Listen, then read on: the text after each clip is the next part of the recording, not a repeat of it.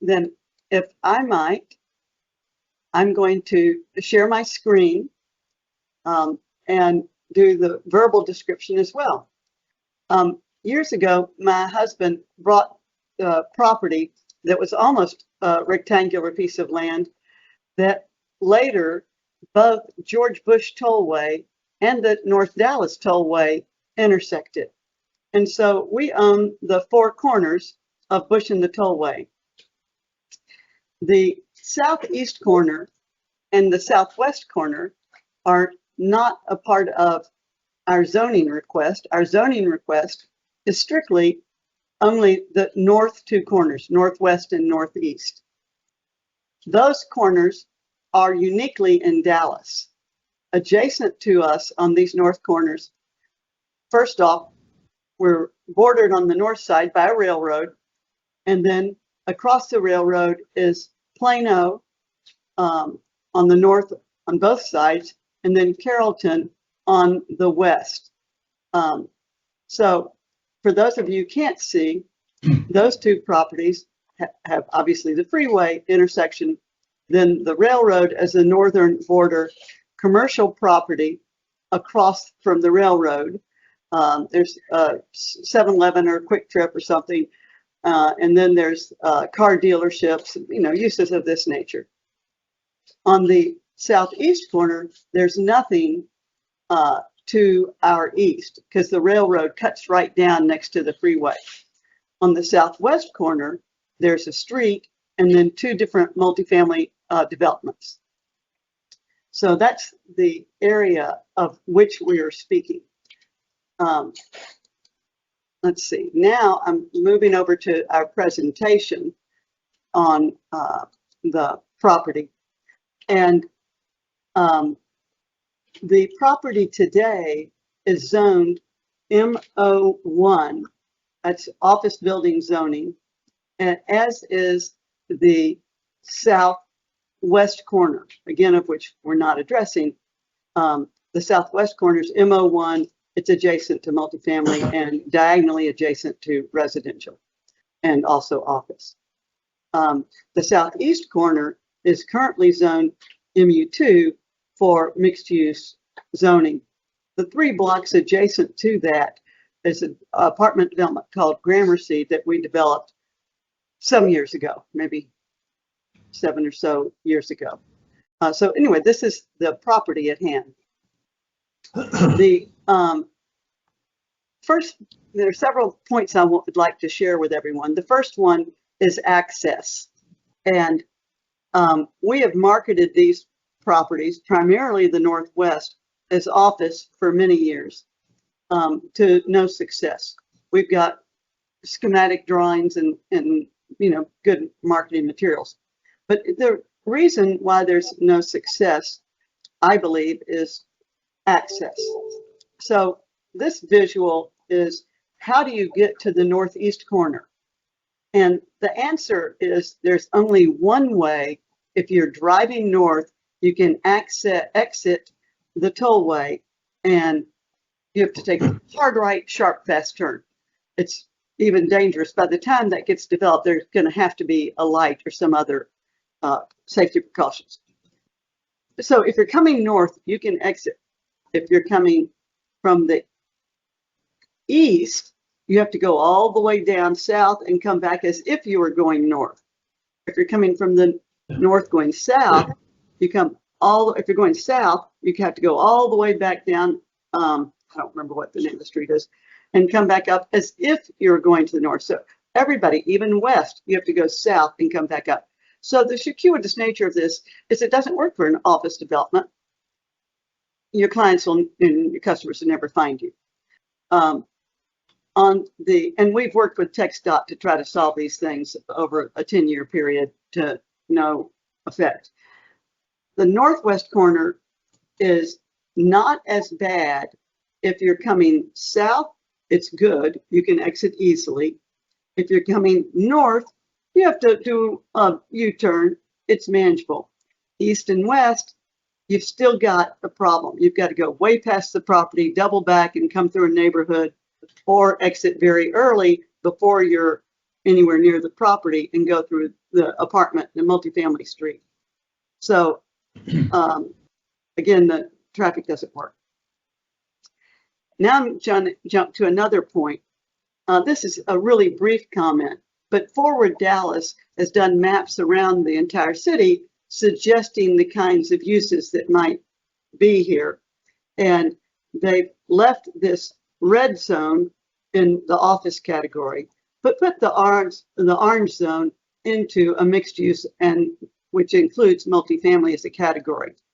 And then there's backup materials and description on that. I can use this to help answer questions about adjacencies and complementary considerations and pedestrian nature. This next chart is just showing what I've previously said, that the existing zoning is MO1, and now what we're requesting is MU3 with a restriction to retirement housing. So this is active living is our intent, independent living is our intent to do here. And this restriction was at the behest of our councilwoman. We've done a market study, research study on that market, because our experience, I never bothered to introduce myself. Hi, I'm Lucy Billingsley, and our experience is office, multifamily, industrial, and retail. And so I wanted to be sure that the market is appropriate for senior living. This next image is an image to show you how we've thought about or a potential kind of layout. So it's mostly to give you an idea of what is possible. These are not, I'm trying to enlarge it, make it a little bit more visible. These are not, if I don't know what I'm doing now. Stop, go back, come back.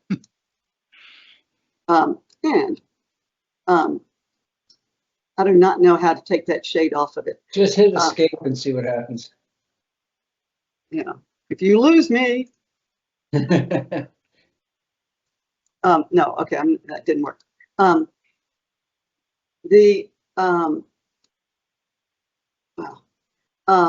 the intent here is to show the idea of doing matching 8-story towers on adjacent to or on top of garages, and then 4-story residential wrapping around the garages, and then some 3-story buildings down on the southeast area. This is partial thinking. It sort of shows you what might be able to fit. These 8-story towers would have 120 units each, and then the 4-story towers, one would have 140 units and the other 180, and the 3-story 78. So this is a test fit, if I might. I should also speak, if I might interrupt myself for a minute, about our other developments. If you all are familiar with Austin Ranch, which is just north of here, that's one large development that we've done. The Gramercy project, also just north of here, which is down here on the right-hand corner. Also just north of here, across from the shops of Willow Bend, we've done Sloan Street Apartments and the Wilder Apartments across the street from there. So the best way to demonstrate what we do, I think, is to see it, the realities of it. We've tried to establish ourselves as the leading multifamily developer as far as a lot of things, but in particular as to the environment, the quality of the buildings, the streetscape, the pedestrian environments, the parks. We buy larger tracts of land and really try to create neighborhoods that will enrich with time. Anyway, this is this test fit. This image now is a visual if we were to build exactly what was shown on these towers and the lower buildings, what they would look like, how they would feel. So it's a model and block drawing. And you see the exit for this one development on the northeast is just under the pass here, and it's a quick turn into it. The next group of pictures I'm going to go through pretty quickly. I just thought it would be nice for you to be able to stand in each of these corners and see what this view and experience is like, because you've got this freeway and the height of going around. So these views are on the northeast corner, and at 30 feet tall, we're getting close to just about where the freeway is. So people under that level obviously would be having groundscape view of the underside of the freeway. At 60 feet tall, now you're just over it. You're probably at 5 to 6 story kind of from ground up building, and the view's enhanced, but you're very much still with the freeway. And at 8 stories or 100 feet tall, you're really you're seeing beyond it and have some perspective. And also, when I show it like this, you can see what the person in the building is looking at, but you can also stand at the distance and look back and imagine, how tall is this?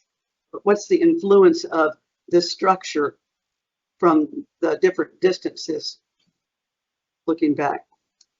Now I'm doing just the exact same thing on the northwest corner. There's power lines coming through here as well. Now I'm at 60 feet. I hope this is some benefit to people. And now to 100 feet. And on the north side, you're looking over to office buildings that we've built here on the left-hand side. The next and the last section of things that I had to show, and again, we can share this in much more depth if anyone has any interest. This is our 55 plus study, and I just chose a few select pages. But the first one is to say, what's a 15-minute service area? How far, if somebody was going to drive 15 minutes to this location, from whence might they come to see and be with their parents? And so it drops down to University Park on the south and up to Highway 380 on the north. On the east, it's over into the Garland area, and on the west side, it tips up into Louisville. Now there's just this next same map that has density of population, which is obviously relevant for the studies on the end to say what demand is there. They did 2 different groups of studies of people 65 plus, and then the next group beyond that, age distribution of composition in the areas. And I'm sorry, I'm having to scroll through this. So here's the 55 to 64 population, and then the 65 plus. And then they studied the wealth factor to say, what would people afford? What's plausible? And then the 75 plus. So we've got these 3 zones. I'll jump, if I might, to, well, excuse me, there's two more pages. This next study shows where are active living apartments, independent living apartments within this 15-minute zone. So that's to ask the question, of course, of competition. And then the last page is to say, so how much demand is it? And what's the influence of children?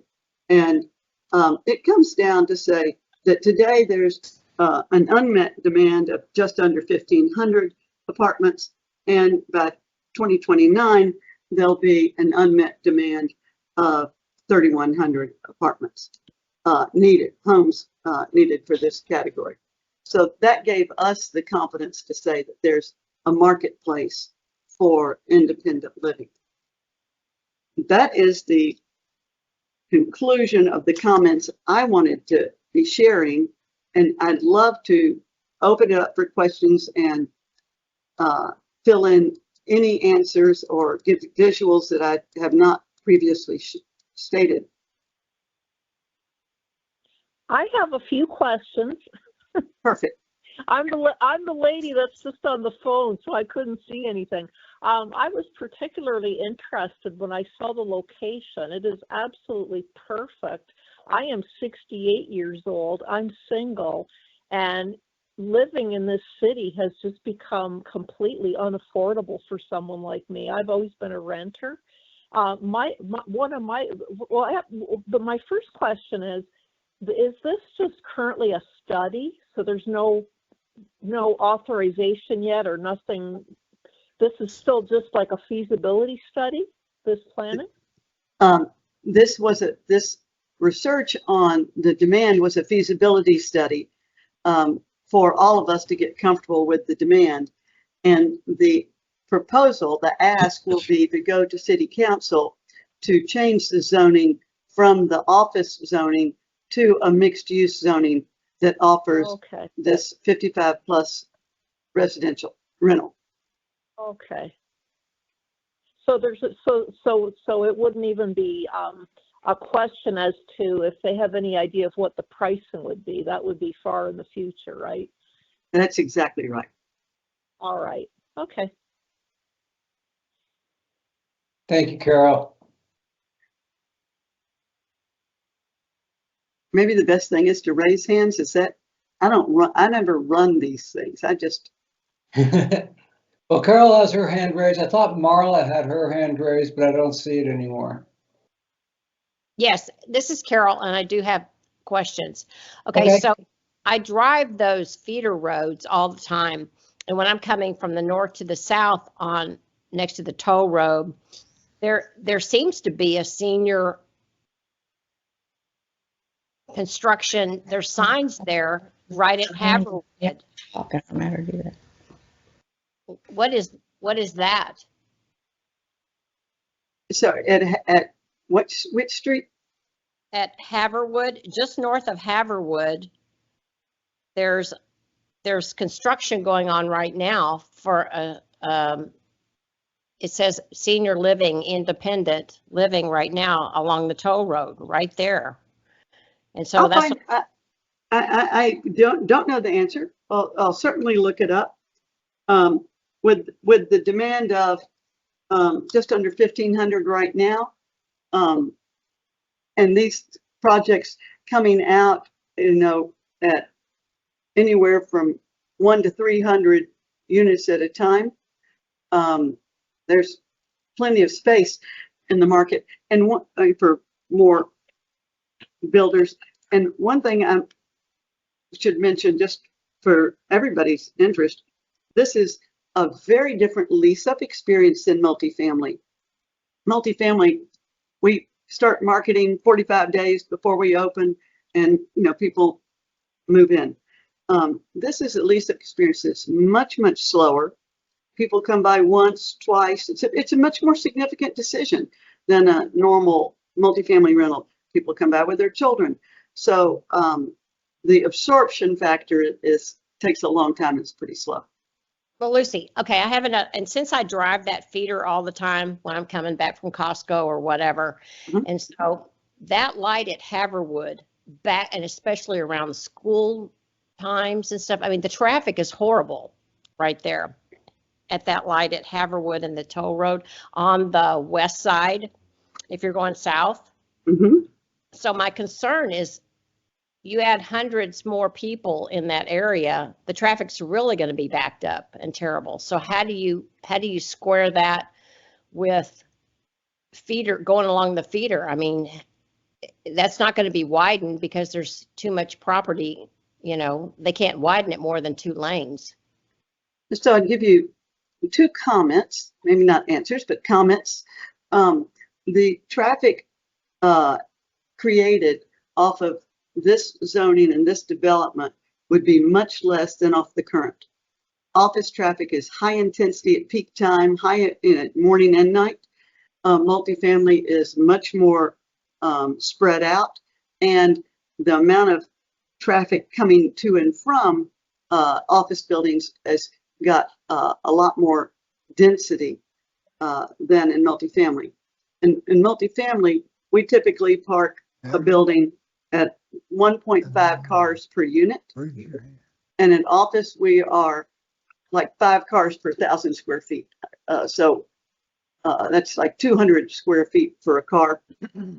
That's net square footage. So call it 300 versus an apartment unit of, 800 to 1,200 square feet. So Right. I understand the difference between office building, multifamily, and this senior living thing. But what I'm saying is that there's already a congestion problem right now with that feeder road. And so if you're, I'm trying to figure out where the traffic's going to go without being a bottleneck all the time. So I'd give 2 more comments. One, the city will, of course, have us do a traffic study. And if there are accommodations that need to be made as a result of that, that burden falls on us. On the northwest property, we will have an exit to the road to the west of the property, not just to the access road. So the northwest property has a secondary relief point. On the northeast property, we need to go negotiate that, but have not accomplished that to date. Okay. I mean, my biggest, I'm not I'm not against building, but I go these roads all the time, and I see traffic is a very bad problem right now. Yeah.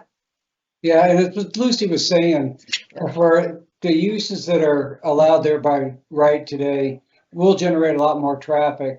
Independent living, people don't travel as much. And so, generally a couple will only have 1 car rather than 2, and they can work their trips in when it's less crowded, and so they're not all leaving at the same time like there would be with an office. So I think this use spreads the traffic out. Once it reduces the amount of traffic, it also spreads it out over the day. That point's really right, Rob. As I've visited the different competitors in the marketplace, they even, in addition to activities and programs that they put on, they have beauty salons. I mean, lots of services are provided in-house. Okay, Rob, I'm going to give faster answers to questions because there are quite a few hands up. Okay, Tom, I think you're next. Yeah, can you hear me? Yes, sir. Good. Just a couple of questions. First of all, I agree with your comments, Rob, on the traffic. I think, seniors have a tendency to plan their trips based on time of day a little bit more than people who are not retired. I also live in the area and drive past that several times and understand the concerns that you guys have expressed. One question I guess I have is, how soon are you looking at being able to finish a first phase of this? Would you be looking at 2029, since you kind of referenced that on the demands, or do you have a suggested time frame in mind? The quickest answer is no. We don't have an immediate time frame. Our company builds probably 4 projects at a time, let's say 2 every couple of years, and they each take 2 years. And we do not have this in our radar and our immediate lineup to start. So really what we're wanting to achieve today is to get the zoning changed. And it certainly would not be a project that would open before 29. Thank you. I think the next person is Michelle. Yeah, Michelle Rutherford. Michelle, do you have a question? Oh, you're on mute. Yes, I'm talking to myself. I'm so sorry. I do that all the time. Yeah, I also live in the area, and I would agree with the previous person that the southbound traffic along that Dallas North Tollway frontage road, just north of Rosemead, can be pretty wicked. Will say I feel like this is a more palatable use of this property than an office building for sure. I'm just curious a little bit about a couple of things in terms of number of employees that would be required for senior living of this size, and then just a personal comment. I've been in apartments along George Bush there between Coit and Independence. And if you're on the tollway, George Bush Tollway side, it's pretty loud.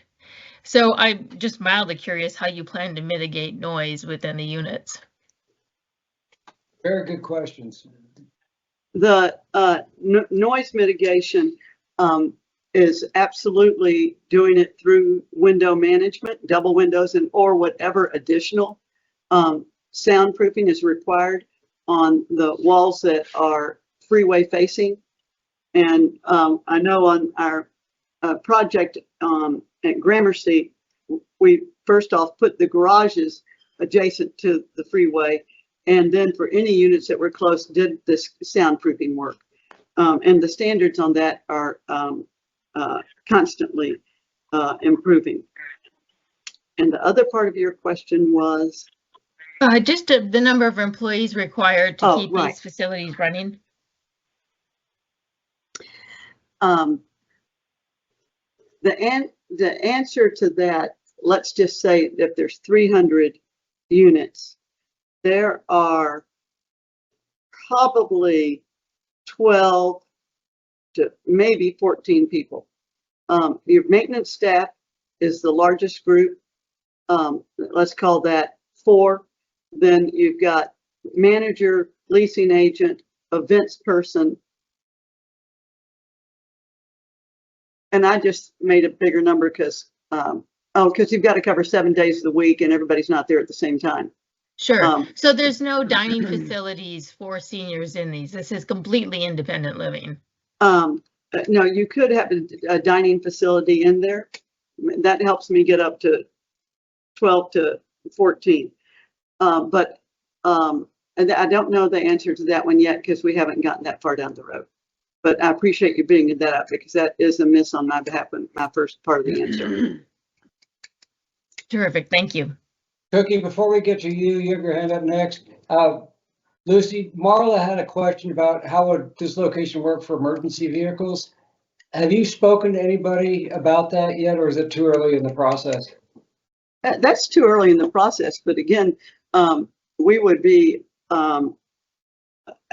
just required to meet every standard that any location's required to meet. The northwest corner is, a direct shot down from hospitals just north of us. And the northeast corner is a direct shot east of hospitals.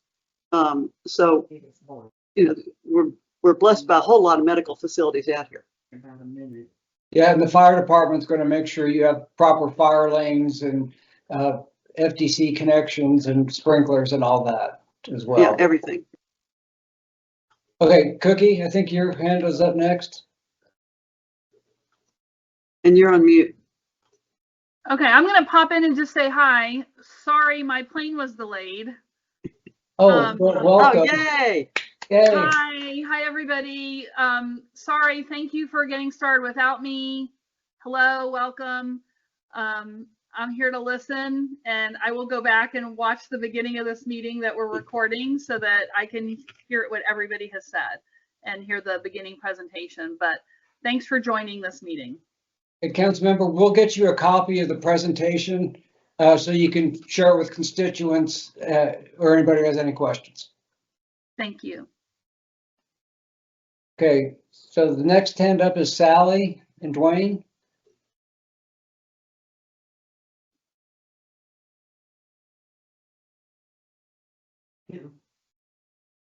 Hello, sorry, I had to get up for a second. I was just, the area that Carol was talking about, where the service road is so busy, that's down there on the southwest corner of that intersection. It's not up there where the buildings where you're talking about. Yes, that's true. That's right. So Haverwood or Haverwood, however you say it, is that Mhm. road down below there that isn't really even, doesn't need to be Further down. considered. Yeah, that's right. We got Frank. That's all. That's all. Thanks. Okay, next one is Peyton.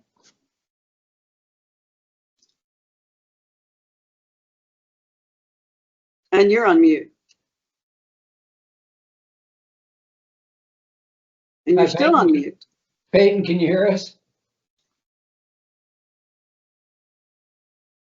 Okay, well, let's jump over Peyton and go to Cookie, and then we'll try Peyton again. Hi, Cookie. Okay. Hi, just a couple of quick questions. You mentioned in the presentation, Lucy, that the maximum height was going to be, did you say 8 or 10 stories? The maximum height by zoning is permitted to be much taller than that. Right. So just so I can be clear, and the height that we've shown in that rendering was 8. But if we were to go and discuss a maximum, we'd want to be at a 10. Okay, because I think, did you say it was MU3, Rob or Lucy? Yes. Yeah, that's what we're asking for. Right now, it's an MO1. Okay. So MU3 is, what's max height there? I thought it was 170, No, MU3 is 270. 270. Okay, Yeah, got the 70 part right. we would have residential proximity slope issues that we would never get that tall. That's right. Okay, but you're not looking at going to that height. You're looking at 8 to 10 stories maximum. Right, which is Okay. consistent with what the current zoning is today. Okay. Then the other question I had was one of the first speakers talked about affordability and said she was 68. So is there any effort in the project to provide some of the apartments as affordable housing for individuals who might not be able to afford, let's say, the normal independent living apartment fee?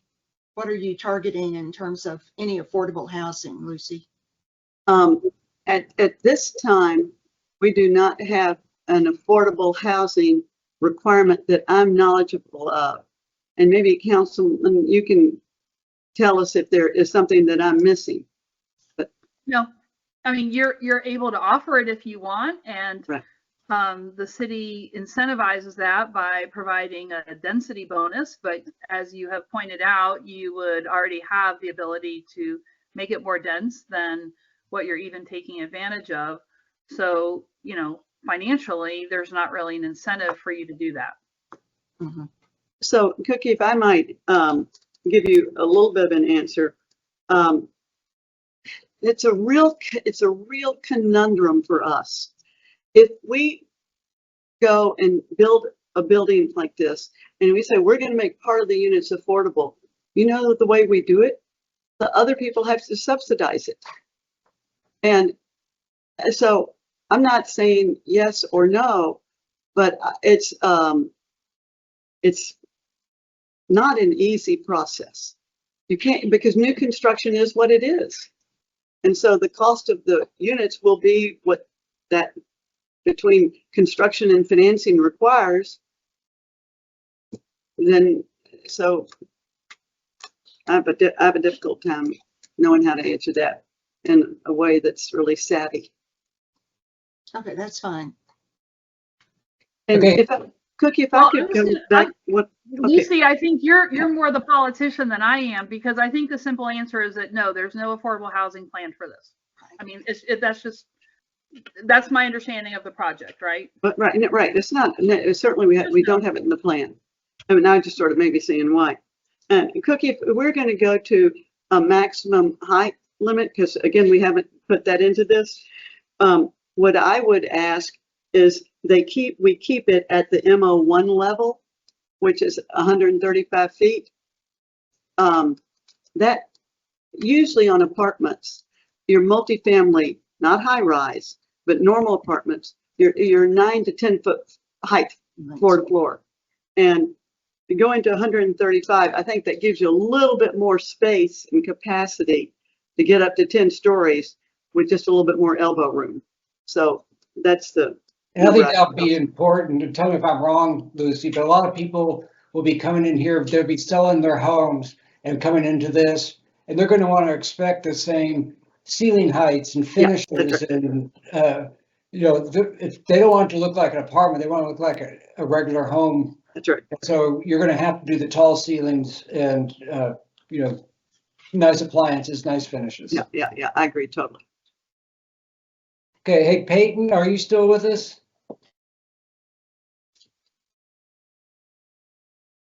Okay.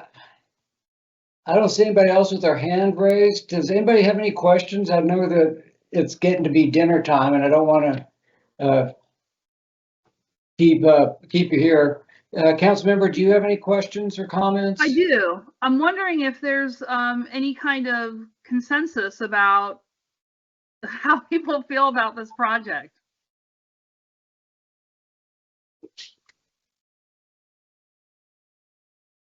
I personally think there's a need for it up here. And I don't know that I would live in it only because I like having a house and a yard because I have a dog.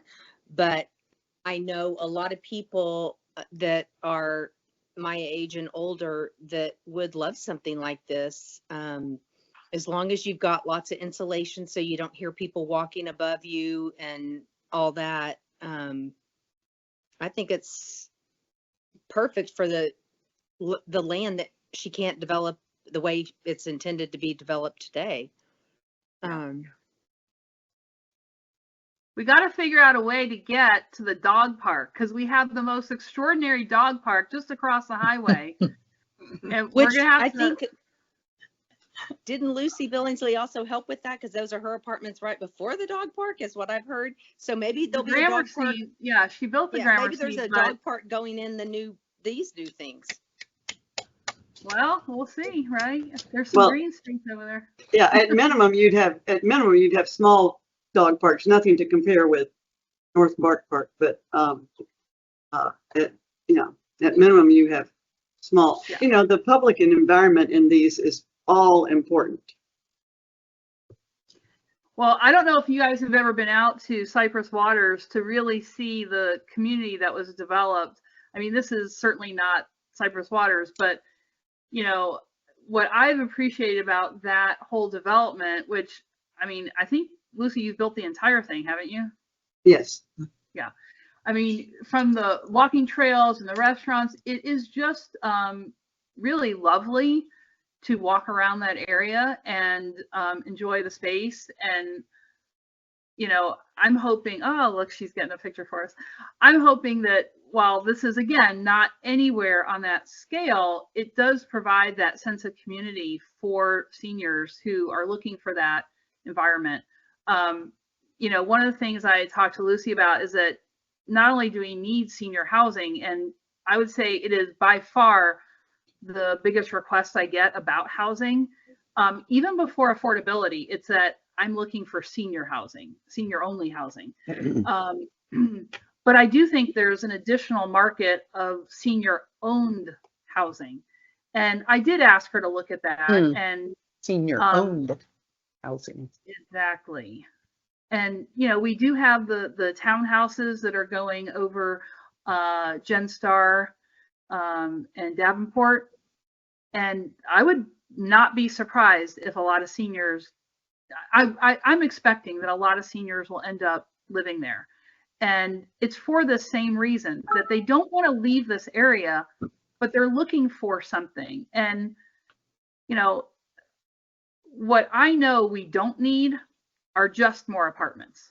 I mean, we just do not need it. We are oversaturated, especially in that area, with lots and lots and lots of apartments. At one point, I actually asked Lucy to come to my office, and I made a pitch to her. And I'm not sure how many times the council member makes the pitch to the developer, but I'm like, you gotta help us on Haverwood. You gotta help us off of Peridge. And how do we revitalize that? And so maybe this is the start of it, because those apartments are just giving us so many problems. And that garden style is just it's not helpful for a quality of life that I think we all expect. And so maybe this is the start of it. And I am hoping that this will kick it off because that area really needs to be developed. So. One quick question. Lucy, you mentioned the number of units that you were looking at. Do you have an estimate of what the square footage would be? Because Rob mentioned you're talking about people moving from a nice roomy home into basically an apartment. So do you have an idea, if you already know the number of units, what size would they be, let's say on average? Obviously, you've got your 1 bedrooms and then the 2 bedrooms. Right. In multifamily, the average would be, let's say, for 1 bedroom, 650 to 800. My belief is that you'd be adding at least 20% onto that, 25% onto that. And on 2 bedrooms, your range would be 850 to 1,000, 1050. And again, I think you'd be adding 200 square feet onto that. And I'm driving you all around Cypress Waters right now, excuse me, and not doing a very good job of it. I hope you're not getting car sick. But we on the northeast corner, we do have a zone shown on the other plan that could be these three, and this is 4-story townhomes. We do a lot of townhomes for rent and have them throughout this development that we're putzing around on here. If y'all have not been I out think to those Cypress square- Waters, I suggest go out to the Cypress Waters, go to the wharf and have dinner and overlook the water. It is really very well done. It is a great thank sense you. of place. I think I the agree. square footage that you're talking are about the same as like what they have at Highland Springs, which I looked at for my parents, and you know, it's 600,000 or 700,000 to buy into that. So this is already going to be a whole lot more affordable than buying into that and then paying more a month than these will be, I guarantee you. So I don't think it'll be crazy.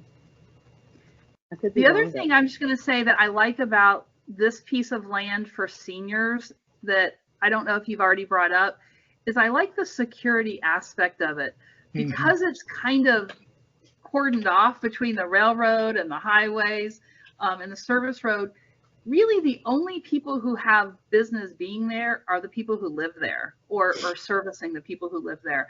And unlike some of our other areas where it's, you know, massive complex after massive complex, and there's a lot of people walking around and you don't know who they are, especially when we're talking about seniors, I like that feeling of it's their own village. And so, yeah, this is so nice for Cypress Waters here. And I will say that there's beautiful artwork all over Cypress Waters. I would not be surprised if there isn't an art component put into this. So I just wanted to throw that out. And, you know, again, hopefully it's the flame that starts the redevelopment in this area. But, you know, I mean, I could definitely see that there's a lot of people who might be interested in living there. Margie, you have your hands up? Yes, thank you. I agree with the other speakers about having a lot of insulation in between the apartment units. That's very important, you know, in between and above and below.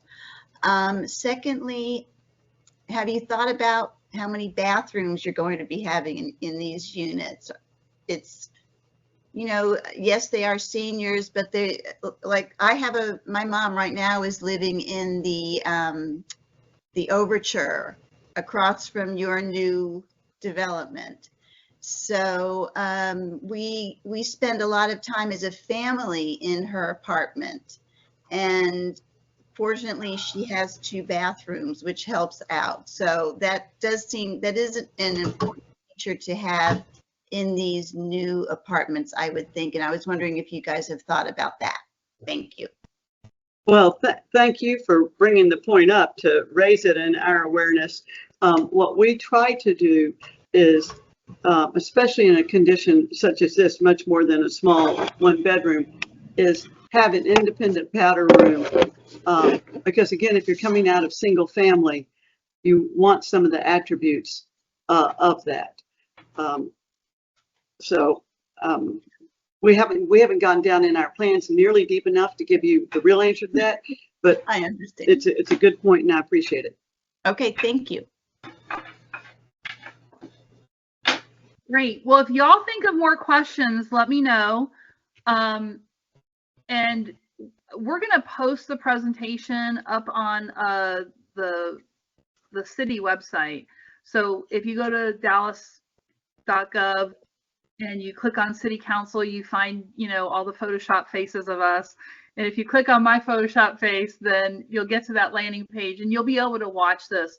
So if, maybe one person in your household saw it and the other would like to, or a neighbor, you can, or on Nextdoor, tell them, hey, go to that site. Luis will put it up there for us. And I will watch the part that I missed. Again, apologies. But you know what happens on Southwest Airlines when it rains? Everything gets backed up. So, Councilmember, please put my contact information. I'll make sure Luis has it. Anybody, give my name and number to anybody who has any questions. That's what I'm here for. Hey, Rob, why don't you put it in the chat? Because the chat is also available to be viewed. That's a great idea. Thank you. Thanks so much. Okay, well, and I'd love to hear more feedback as this is moving through the process, especially if you have some specific ideas.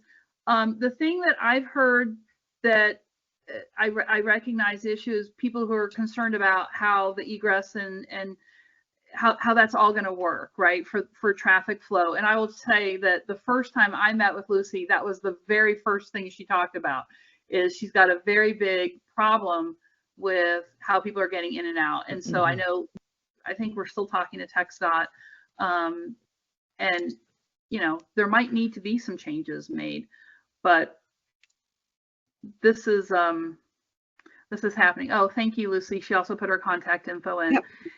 And then just as a side note, I'll tell you that even this morning I got a briefing on what's happening at Frankfurt and the Tollway. So it's moving forward. There's that southbound Frankfurt and the Tollway exit, that's what's being redesigned. And the traffic signal part is one project that's already in the works, but we still have to buy the land. We have the money committed, and there'll be an additional lane. So that should both help with traffic flow as well as reduce the number of accidents, because there'll be very dedicated lanes for all different movements. But anyhow, as I have jokingly said, that was the first transportation project I started when I was elected in 2019. If I am reelected in 2025, I only pray that it is finished by the time I am done. My last little comment.